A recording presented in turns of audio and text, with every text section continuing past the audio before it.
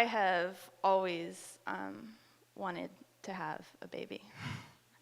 And ever since I was little with my sister and my sister now has a baby.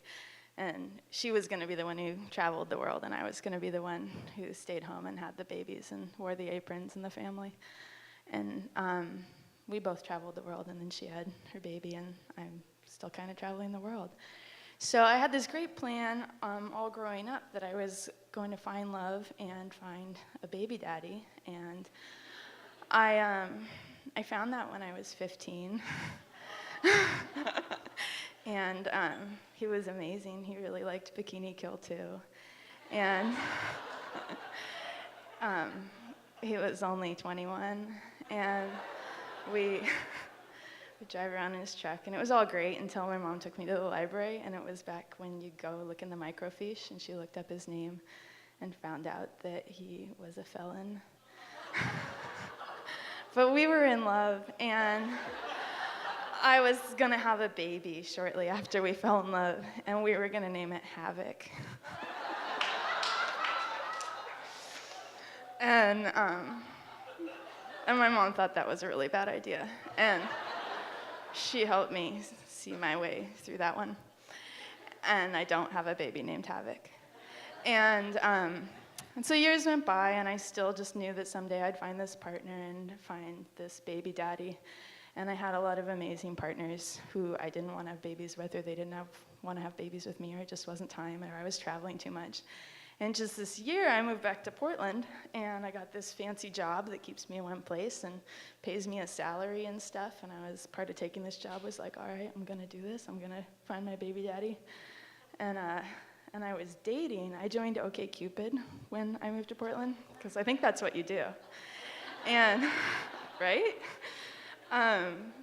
And got really good at looking through all the profiles and went on a lot of dates. And there's a lot of baby talk on OkCupid when you go on the dates, and it's real weird that, like, right off the bat, people are like, do you want to have a baby? I want to have a baby. I don't want to have a baby.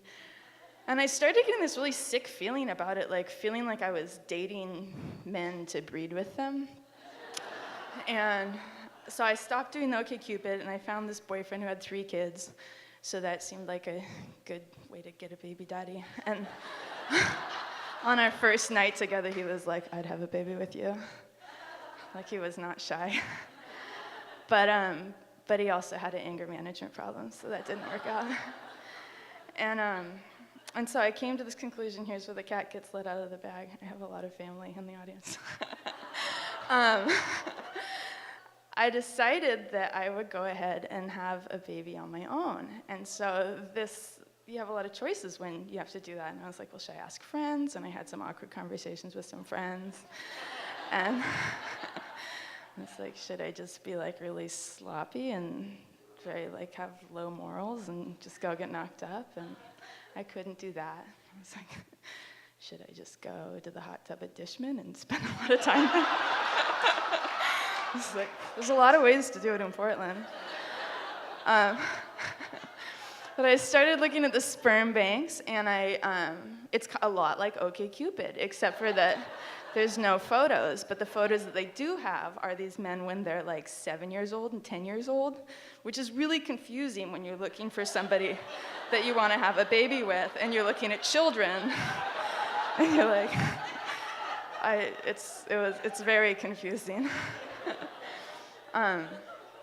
But I picked out a really nice 7-year-old boy. He's lovely. And in a couple of weeks, I go to OHSU and I pick up these frozen tanks of sperm, and I drive them across town, and I met the woman who's gonna knock me up last week. And so I worry that maybe I've traded my desire to have a baby with my desire to find love. And I don't know if it is going to be either or, if I can have both. But I don't know. Cat's out of the bag. There you go, family.